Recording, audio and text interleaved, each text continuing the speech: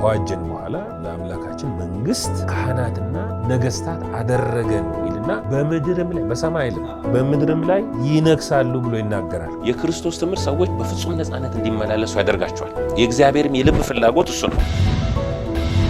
ይህ አይነቱ ወንጌል ሰዎችን አርነት ያወጣል። ለዚህ ነው እኛ ጨለማን አንሰብክም፣ ፍርሃትን አንሰብክም። ምክንያቱም የእግዚአብሔር መንግስት መገለጫዎች አይደሉም። ድል ማለት እምነታችሁ ነው። እምነታችሁ ዓለምን ያሸንፋል።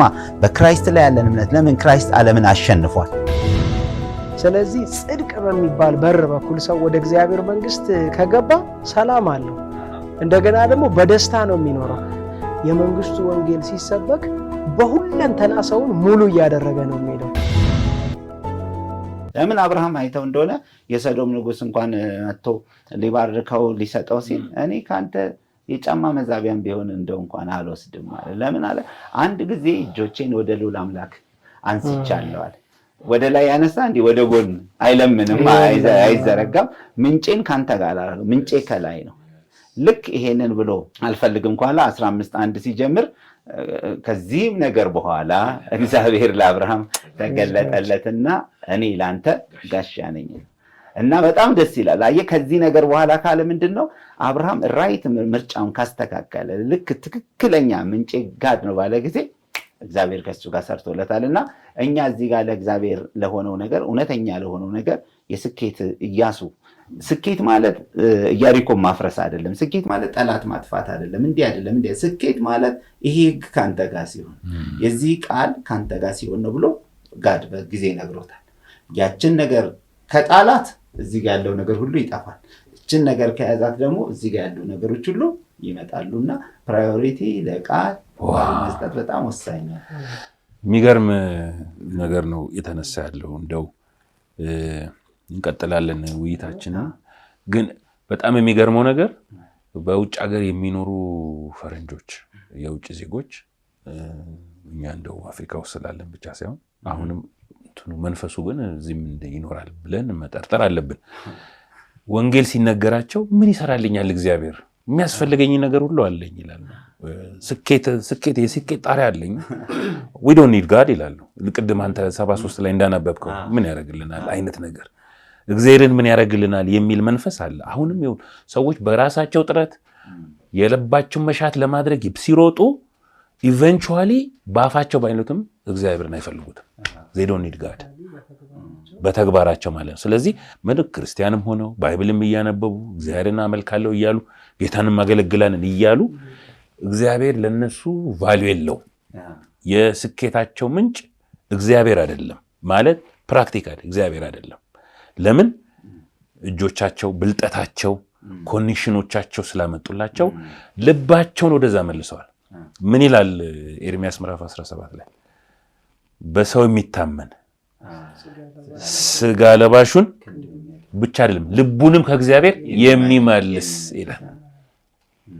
እሱ የተረገመ ነው ይልና በምድረ በዳ እንዳለ ቁጥቋጥ ነው ይላል። ደግሞ የሚገርመው መልካም በመጣ ጊዜ አያይም ይላል። የሚገርም ነው።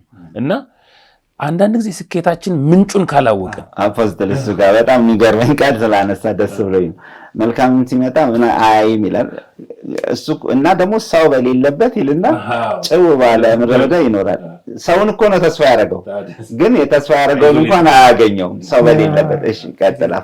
እና ይሄ ነገር በጣም አስፈሪ ነው። ስኬትን ዲፋይን ማድረግ ያለብን ለዚህ ነው። ስኬት ውጤቱ ሳይሆን ምንጩ ነው። እሴቶቹ ናቸው፣ ቫልዩዎቹ ናቸው። ምሳሌን ዓለም ልናደርግ አንችልም ብለን የምንለው እንደዚህ ነው። ኢየሱስን ያሉትን ነገር ላንሳ። ኢየሱስን ሲከተሉንም ወደ ደቀ መዛሙርት ምን አሉ? ጌታ ሆይ እኛ ይሄን ሁሉን ትተን ተከተልን፣ ምንድነው ዋጋችን አሉ። ስለኔና ስለ ቃሌ አባቱን ቤተሰቡን ያለውን ሁሉ የጠላ በምድር 100 እጥፍ ያገኛል። ስኬት ማለት ነው እንግዲህ በላይ ዘላለም ይሁን። ስለዚህ እንዴት አድርገህ እግዚአብሔርን በምንስ መንገድ እግዚአብሔርን ኤክስክሉድ ታደርጋለህ ታውጣው ትችላለህ? እና እነዚህ የእግዚአብሔር መንግስት እሴቶች ብለን የምንላቸው የእግዚአብሔር መንግስት ቫልዩዎች የምንላቸው ነገሮች በጣም ወሳኝ ናቸውና እስቲ ይሄ በመጀመሪያ መንግስቱን ጽድቁን ፈልጉ ሌላው ነገር ሁሉ ይጨመርላችኋል የሚለው ነገር ጽድቁን መንግስቱን ፈልጉ ሲል እንደው ትንሽ ኤላቦሬት ብናደርገው ተመልካቾቻችን በዚህ አቅጣጫ ያለው ነገር ከስኬትም አንፃር ቢረዱት እስቲ ያዕቆብ እዚህ ላይ ብትናገር። ፓስተር ቴዲ አንስቶታል። ጽድቁና መንግስቱን ፈልጉ ሲል ስለ ፕራዮሪቲ ነው። ጽድቅን የእግዚአብሔርን መንግስት መርህ ፕራዮሪቲ ያላደረገ ቀዳሚ ያላደረገ ማንኛውም ነገር ስኬት ብለን ልንጠራው አንችልም። ለዚህ ነው ሁሉም ውጤቶች በእግዚአብሔር መርህ ላይ ተመስርተው የሚመጡ ነው መሆን ያለባቸው። በተለይ እንደ ቸርች እንደ ቤተክርስቲያንም ካነሳን የእግዚአብሔር ሰው ኬኔት ገን ሲናገሩ ምን አሉ? ስኬትን በቁጥር አትለኩ፣ ስኬትን በገንዘብ አትለኩ፣ ስኬትን በገነባችሁት ህንፃ በሰበሰባችሁት ህዝብ አትለኩ። ስኬት የሚለካው እግዚአብሔር አድርጉ ያላችሁን ነገር በማድረግ ነው። በቃ ስኬት እግዚአብሔር አድርግ ያለህን ነገር ማድረግ እንጂ። ስለዚህ አሁን በዚህ ነገር አቅጣጫ የተንሸዋረረ ነገር አለ። ሰዎች ስኬት ብለው የሚያሳዩት ስኬት ብለው የሚያመጧቸው ነገሮች አንደኛ ኪንግደምን ቅድሚያ ያላደረገ ነው። በእያንዳንዱ ነገሩ ሲፈለግ የእግዚአብሔር መንግስት መርህ ፕሪንሲፕል በውስጡ ሊኖር ይገባል። ለምሳሌ አገልግሎት ትልቁ መሰረቱ ታማኝነት ነው። መጽሐፍ የታመነ ሰው እጅግ ይባረካል ይላል። የበረከቱ ሶርሱ አንዱ ለተሰጠው ነገር ያለው ታማኝነት ነው። ለዚህ ነው ማቴዎስ 25 ላይ ኢየሱስ ሲያስተምር 5 መክሊት የተቀበለው ቀረበ ይላል። ተሰጥቷቸው ስለተሄደው ነገር 5 መክሊት አስረክቡ፣ ጌታ 5 መክሊት ሰጥተኝ ነበር፣ እነሆ ሌላ 5 መክሊት አተረፍኩበት አለ። ጌታውም ሲጀመር እንዲነገድበት ነው የተሰጠው፣ ራሱ ቀብሩም እንዲያስቀምጥ አይደለም። ስለዚህ ጌታውን መልሶ አንተ በጎ ታማኝ ባሪያ አለ። ስለዚህ ሲያመሰግነው ያለው ታማኝነትን ኳሊቲ አድርጎ ያነሳው የዞረበትን ሀገር የሰበሰበውን ህዝብ የገነባውን ህንፃ በእጁ ላይ ያለው ማቴሪያል አይደለም። ታማኝነት ደግሞ ታማኝነት ያሳየው በቅድሚያ ለሱ አይደለም፣ ለራሱ ለእግዚአብሔር ነው። ይሄ የእግዚአብሔር መንግስት መርህ ኳሊቲ። ለምሳሌ ጳውሎስ ስለ አገልግሎት መሰረት አድርጎ አንዱ ያስቀመጠው ዋናው ነገር ይላሉ እዛ አንድ አይነት ሰው ተነስተዋል ይላሉ። እንዴት እንደ አይነት የእግዚአብሔር ሰው አለ፣ አጋንንት በፊቱ አይቆምም፣ ባለፈው ሄዶ እንደዚህ በቃ ይላል ሰው። ግን ስለ አገልግሎት መጽሐፍ ቅዱስ የሚናገረው ነገር ምንድን ነው? ማንም ኤጲስቆጶስነትን ቢፈልግ መልካም ስራ ይመኛል፣ ከዛ ኤጲስቆጶስ እንዲህ ሊሆን ይገባዋል ብሎ አኗኗር ላይ ነው የሚያመጣው። እንደገና ጢሞቴዎስ ላይ ለምሳሌ አንድ ሚስት ባል ይላል፣ ካራክተር ላይ ያመጣዋል። አንዱ የሚኒስትሪን ራሱ መሰረት ይሄ ምንድነው እሴት ብለን የምናነሳው ነገር ነው። በጢሞቴዎስ መልእክትም ላይ ምን ብሎ አምጥቷል? ምዕራፍ 2 ሁለተኛ ጢሞቴዎስ ምዕራፍ 2 እንግዲህ ልጄ ሆይ አንተ በክርስቶስ ኢየሱስ ባለው ጸጋ በርታ ካለው በኋላ ብዙ ሰዎች የመሰከሩለትን ከእኔም የሰማኸውን ሌሎችን ደግሞ ሊያስተምሩ ለሚችሉና ለታመኑ ሰዎች አደራ ስጥ ይላል። ታማኝነት ትልቁ የአገልግሎት መሰረት ነው። እንደ ቤተሰብም ደግሞ ካየን አንዳንድ መንፈሳዊ ነገር በአንዳንድ ቤተሰብ ውስጥ ዋጋ የለውም። ክርስቲያን የሚባል ታፔላ ይለጠፍባቸዋል። ከቤተ ክርስቲያን ወይም ከክርስቶስ አካል ጋር ምንም አይነት ህብረት የላቸውም። አንዲት ልጅ ብላኛለች፣ ለምንድን ነው ልጅሽን ከቤተ ክርስቲያን እንድትቀር ያደረግሽው ስላት፣ አይ ጥፋት አጥፍታ ቀጥቻት ነው አለች። ለምን ከትምህርት ቤት አስቀርተሽ አትቀጫትም አልኳት። አሁን ለትምህርት ቤትና ለቤተ ክርስቲያን ያላትን ቫልዩ ነው የሚያሳየው። እና መንፈሳዊው ነገር ፕራዮሪቲ የማይሰጡ ለመንፈሳዊ ነገር ዋጋ የማይሰጡ በዚህ መንገድ ልጆቻቸውን የማያሳድጉ ሰዎች አሉ። በእንደዚህ አይነት ነገር የሚመጣ ማንኛውም ነገር ብሌሲንግ ወይም በረከት ብለን አንቆጥረው፣ እንዲያው ያዝኑበታል። መጽሐፍ ሐዘንን በእርሱ አይጨምርም የተባለው ከእግዚአብሔር የሆነውን በረከት ነው። ስለዚህ እነዚህ ነገሮች በደንብ ስኬት በሚለው ነገር በትክክል ማየት ያስፈልጋል።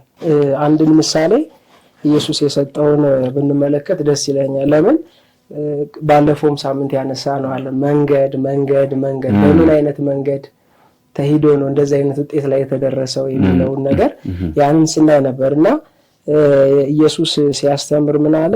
የሰው ሕይወት አለ ሉቃስ 12:15 የሰው ሕይወት በገንዘቡ ብዛት አይደለምና ተጠንቀቁ፣ ከመጎምጀት ሁሉ ተጠበቁ አላቸው ይላል። ብዙ ገንዘብ ያለው ብዙ ሕይወት አለው ሰው ሁሉን ነገር በገንዘብ እየፈታ ያስባል። በገንዘብ ሰው ሊያደርጋቸው የማይችላቸው በጣም ብዙ ነገሮች አሉ። ስለዚህ ከነዚህ ነገሮች ይልቅ ቅድሚያ ልንሰጥ የሚገባ ለእግዚአብሔር መርህ ነው። ከዛ ምዕራፍ 12:16 ላይ ይላል ምሳሌም ነገራቸውን ይችላል። አንድ ባለጠጋ ሰው እርሻ እጅግ ፍሬያማ ሆነችለት አለ። እርሱም ፍሬን የማከማችበትን ስፍራ አጥቻለሁ፣ ምን ላድርግ ብሎ በልቡ አሰበ። እንዲህ አደርጋለሁ፣ ጎተራዬን አፍርሼ ሌላ የሚበልጥ እሰራለሁ፣ በዚያም ፍሬንና በረከቴን ሁሉ አከማቻለሁ። ነፍሴንም አንቺ ነፍሴ ለብዙ ዘመን የሚቀር ብዙ በረከት አለሽ፣ እረፊ፣ ቢ ጠጪ፣ ደስ ይበልሽ እላታለሁ አለ። እግዚአብሔር ግን አለ። አሁን ገና እኮ አላፈረሰም፣ ምን አላለም፣ ገና በሐሳብ ደረጃ ነው ያስቀም እንዲህ አደርጋለሁ ብሎ የሚያደርገውን ነገር ሲያስብ፣ እግዚአብሔር ግን አንተ ሰነፍ፣ በዚህች ሌሊት ነፍስህን ካንተ ሊወስዷት ይፈልጓታል፣ ይህስ የሰበሰብከው ለማን ይሆናል አለው። ለራሱ ገንዘብ የሚያከማች በእግዚአብሔር ዘንድ ባለጠጋ ያልሆነ እንዲህ ነው አለ። እና በመጽሐፍ ቅዱሳዊ እይታ ሰዎች የሰበሰቡትን የያዙትን ነገር ሁሉ ባለጠግነት ብሎ አይጠራው። ኢቭን የሚያደርጉበትን መንፈስ ሳይቀር በደንብ አድርጎ ይመረምራል። ስለዚህ መንፈሳዊውን ነገር ቫልዩ ባደረገ መልኩ ነው መሆን ያለበት። የእግዚአብሔርን መንግስት ፕራዮሪቲ ባደረገ መልኩ ነው መሆን ያለበት ለማለት ነው። በጣም ወሳኝ ነገር ነው የእግዚአብሔር መንግስትና ጽድቁን ከመፈለግ አንጻር የተነሳው ነገርና ብዙ ጊዜ ይሄንን በመጀመሪያ የሚለውን ነገር በኋላ የማድረግ ቴንደንሲ አለ።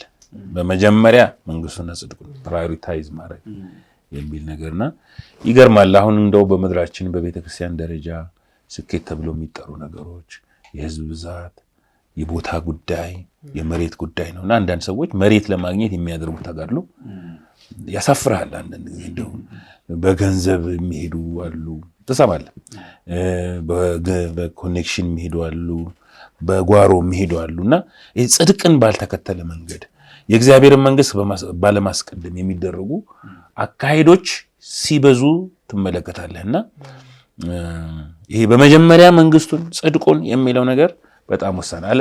ምንም ባይኖር ይሻላል፣ ምንም ባይኖር ይሻላል ጽድቅን ተከተለና ስኬት የሚመዘነው ቅንም ኬኔት ሄገን አሉ ብሎ ያስቀመጠው ነገር በጣም ወሳኝ ነገር ነው። አትመዝነው ማለት ስኬትን በገንዘብ ብዛት፣ ስኬትን በአዳራሽ በሰራው አዳራሽ ብዛት፣ ስኬትን ባለህ ህዝብና ማቴሪያል ብዛት እና ሁኔታ አትመዝነው። ስኬት የሚመዝነው እግዚአብሔር አድርግ ያለህን በማድረግ እንጂ በጎን በሾርት ካትና በአቋራጭ መንገድ አንድ መንገድ ነው ያለው።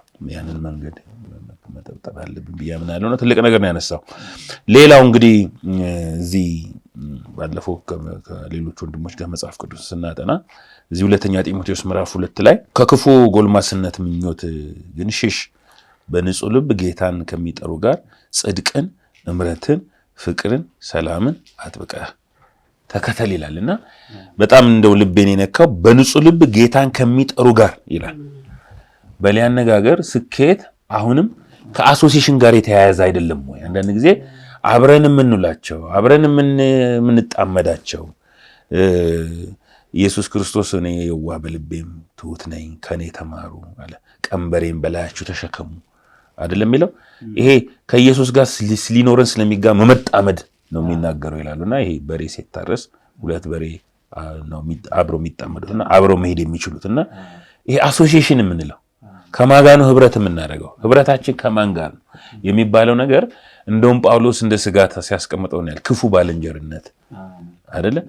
ከክፉ ሰው ጋር አይደለም፣ ክፉ ባልንጀርነት። ይሄ ኢቪል ወዳጅነት ማለት ነው። ማለት ከጥቅም አንፃር ከምን አንፃር ይሄ በንጹህ ልብ ይላል።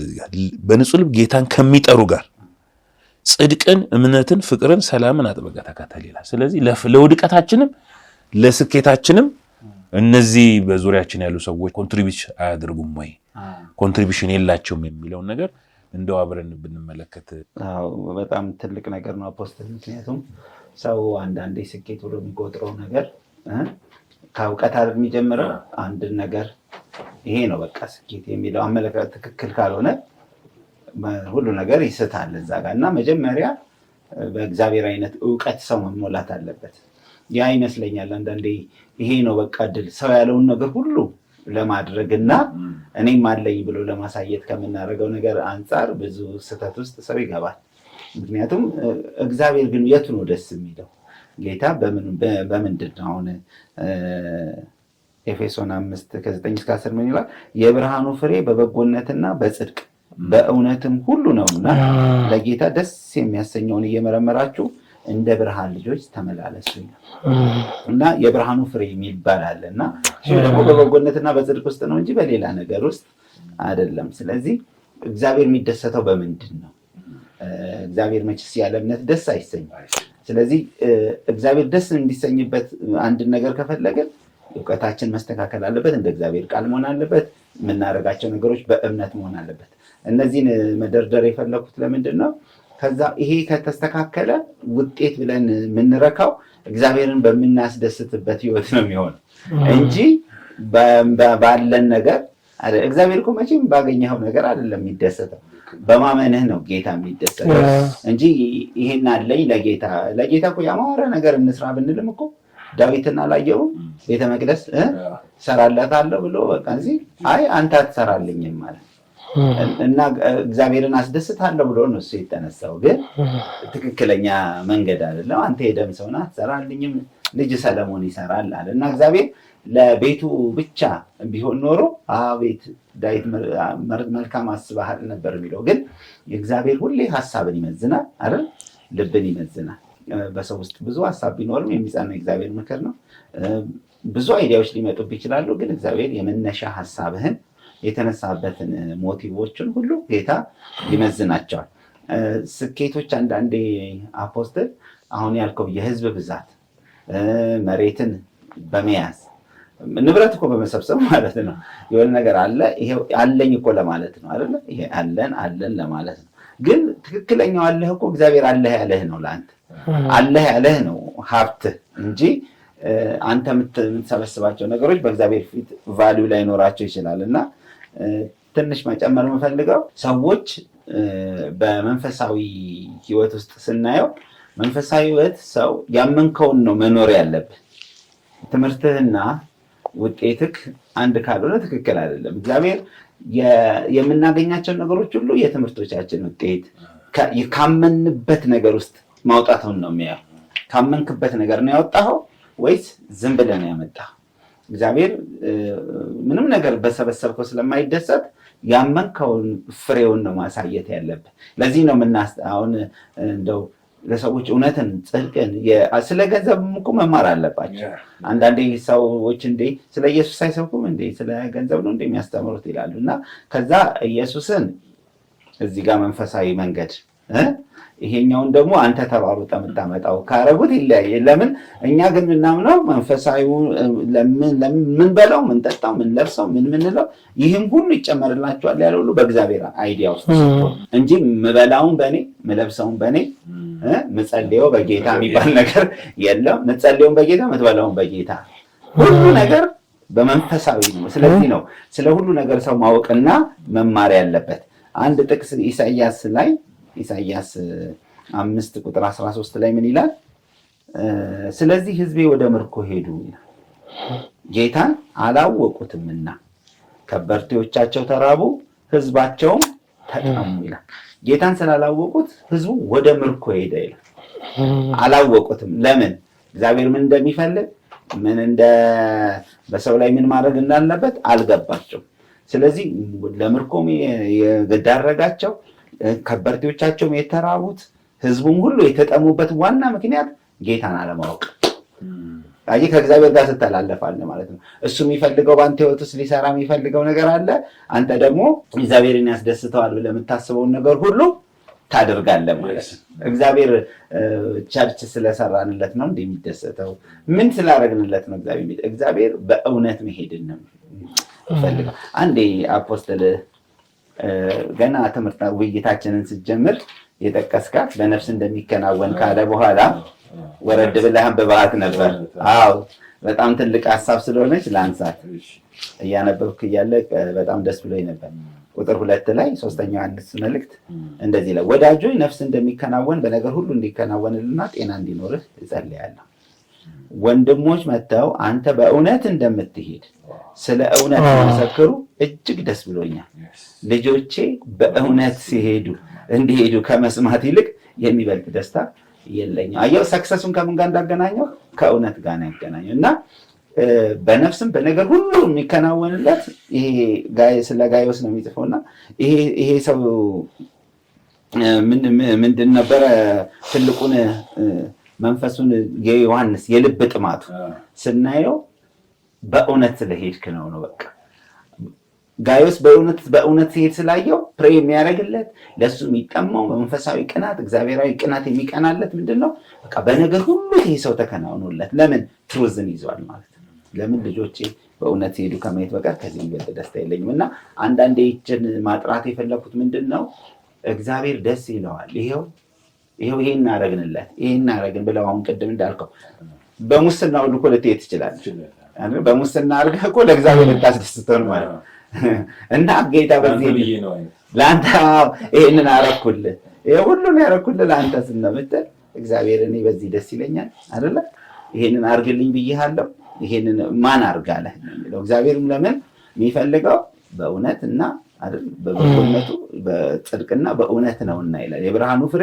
በበጎነትና በጽድቅ ነው ይላል ስለዚህ እግዚአብሔር ትክክለኛ ህይወት የሚለው በበጎነትና በጽድቅ የሚሆነው ነው እንጂ ፕሮሰስ ባረከው ነገር እግዚአብሔር በዛ መቼም አይደሰትም ተደስተም አያውቅም መጽሐፍ ቅዱስ ላይ አንድም ሲደሰት አታይም እንደውም በጣም የሚያምር ነገር ይዘለት መጣ በአቤልና በቃየል ህይወትን ብናየው ቃየልም እኮ መስዋዕት አቅርቧል አይደል ግን ለምንድን ነው ያልተቀበለው በፌዝ አይደለም እምነት የለው አቤል ግን በእምነት ስላቀረበ እግዚአብሔር በመስዋዕቱ እግዚአብሔርን ደስ አሰኘው በመስዋዕቱ ደስ ያሰኘው አቤል ያቀረበው ባይፌዝ ነው ያኛውም እኮ አቅርቧል ያቀረበውን አይደለም ከማቅረቡ በፊት ወደ አቤልና ወደ መስዋዕቱ ወደ ቃየልና ወደ መስዋዕት ስለሚል ቃየልን ሲያየው ሞቲቭ ልክ አይደለም በእምነት አይደለም ምንም ነገር ያደረገው ነገር ፌዝ የለበትም ማድረግ ስላለበትና የሆነ ነገር ነው ያደረገውና ይሄንን አምጥተን በእግዚአብሔር ፊት መልካም ነው ብለን ብንቆጥር ትክክል አይሆንም እግዚአብሔር መልካም የሚለው ባለፉት ውይይቶች እንዳየነው በአካሄድህ ነው በመንገድህ ነው ማለት ነው አፖስቶልነት እግዚአብሔር ይመስገን መቼም ትልቅ ነገር ነው የተነሳው አሁን መጨረሻ ላይ ያነሳው ላይ እንደው ጨምረን ብናወራ ሶስተኛ ዮሐንስ ወንድሞች ስላንተ በእውነት ስለመሄድ መሰከሩልኝ አንተም በእውነት ስለምትሄድ እንግዲህ በነገር ሁሉ መከናወን መሰረቱ እውነት ነው በእውነት መሄድ ነው እውነትን ኦን ማድረግ ነው እውነትን የራስ ማድረግ ነው በእውነት ላይ መጓዝ ነው እስከምን ድረስ ሌሎቹ ራሱ እስኪመሰክሩ ድረስ እሱ በእውነት የሚሄድ ሰው ነው አይ ኮምፕሮማይዝ አያደርግም ከእውነት ጋር ደስ የሚሰኝ እውነት ላይ የቆመ ሰው ነው ብለው አሉትና የዚህ ሰው ስኬት የስኬት መሰረት እውነት ነው የሚለውን እና እንደው አንድ አራት ነገሮችን ከዚህ ከስኬት መሰረቶች ላይ እውነትን ማመን አሁን ተናገረ እውነትን ማመን እውነትን መታዘዝ ከእውነት ጋር ህብረት ማድረግ ወይም ቅድም እንዳልኩት በእውነት ከሰዎች ጋር በእውነት ህብረት ማድረግ እውነትን ማሰላሰል በሚል በእነዚህ ዙሪያ እንደ መሰረት ተቀምጠዋልና አሁን ለምሳሌ ስለማሰላሰል ተናግሯል መዝሙር ላይ ተናግሯል ስለ ስኬት አይደለ ምንድነው የምናሰላሰለው ምን የቀኑን ውሌን ነው ማሰላሰለው ወይ የሌለኝን ነገር እንዴት አሰላሰላለሁ ማሰላሰለው ሰዎች ያሉኝን ነው የትኛውን ነው ለስኬት ማለት ነው እንደው አይደለ ሁሉ ጥቅስ እውነት አይደለም ሁሉ ትምህርት እውነት አይደለም እውነት የሚገኝበት ምንጭ አለው መሰረትም አለው መንገድም አለው ሁሉ እውነት አይደለም አይደለ ስለዚህ እናንተ ደቀ መዛሙርቴ ናችሁ ብሎ ሲላቸው እናንተ በኔ ብታምኑ እናንተ በእውነት ደቀ መዛሙርቴ ናችሁ በኔ ብትኖሩ አይደል ደቀ መዛሙርቴ ናችሁ እውነትንም ታውቃላችሁ ግን የት ጋር ነው እውነትን የምታውቁት አለ በኔ ብትኖሩ ነው በኔ ብትኖሩ እውነትን ጋር አክሰስ ማድረግ የምትችሉበት መንገድ አለ ይላልና እስቲ እነዚህን እውነትን ማመን ከስኬት ጋር የተያያዘ ነገር ነው ከስኬት ጋር ሁለንተናዊ ስኬት እውነትን መታዘዝ ምናልባት ከአብርሃምን የሚወት ልንወስድ እንችላለን እውነትን ማሰላሰል እና እውነትን ከሚከተሉና እውነታን ከሚያድሩ ጋር ፌሎሺፕ ማድረግ የሚሉትን እስቲ እንንያቸው ያዕቆብ ወደ አንተ ልምጣ በተለይ እኔ አሁን ማስበው አንዳንድ ሰው ከእግዚአብሔር ተለይቶ መልካም የሆነ ፍሬ ማፍራትን ያስባል ለዚህ ነው ከቤተ ክርስቲያን ህብረት ከአገልግሎት ከወንድሞች ጋር ያላቸውን ግንኙነት ፉል እንዲያቋርጡ ያደርጋቸዋል ግን ስኬት ከፈለገ ሰው ሞር ወደ እነዚህ ነገሮች ነው መቅረብ ያለበት። ከቤተ ክርስቲያን ዲፓርት አድርገው የሚያመጡት ስኬት አይደለም። ለምን? እግዚአብሔር አይደለም ምንጩ፣ ምንም ግራ ቀኝ የለውም። መጽሐፍ ቅዱስ በህብረት አቅጣጫ የሚናገረው ነገር አለ። አፖስትል ፍፄ ያነሳው በንጹህ ልብ ጤናማ በሆነ ሞቲቭ ማለት ነው። በንጹህ ልብ ጌታን ከሚጠሩ ጋር ጽድቅን፣ እምነትን፣ ፍቅርን፣ ሰላምን አጥብቀህ ተከተል። ይሄ ጤናማ ስለሆነ ህብረት ነው የሚያነሳው። በጤናማ ህብረት ውስጥ ስለመጠመድ አሁን ዮሐንስ 15 ላይ ኢየሱስ አንድ ነገር ተናግሯል። ያለ እኔ ምንም ልታደርጉ አትችሉም። በቃ ምንም ካለ ምንም ነው። አንዳንዱን ነገር ያለ እኔ ልታደርጉ አትችሉም አይደለም ያለው፣ ምንም ነው። ስለዚህ ምንም ካለ በቃ ምንም ነው። ሰው ከእግዚአብሔር ጋር ስቲክ ነው ማድረግ ያለበት ሞር በሁሉም የህይወቱ አቅጣጫ ፍሩትፉል ለመሆንና የጢሞቴዎሱ ስለ ህብረት ያነሳል። ህብረት የሚለው ነገር መካፈል ነው።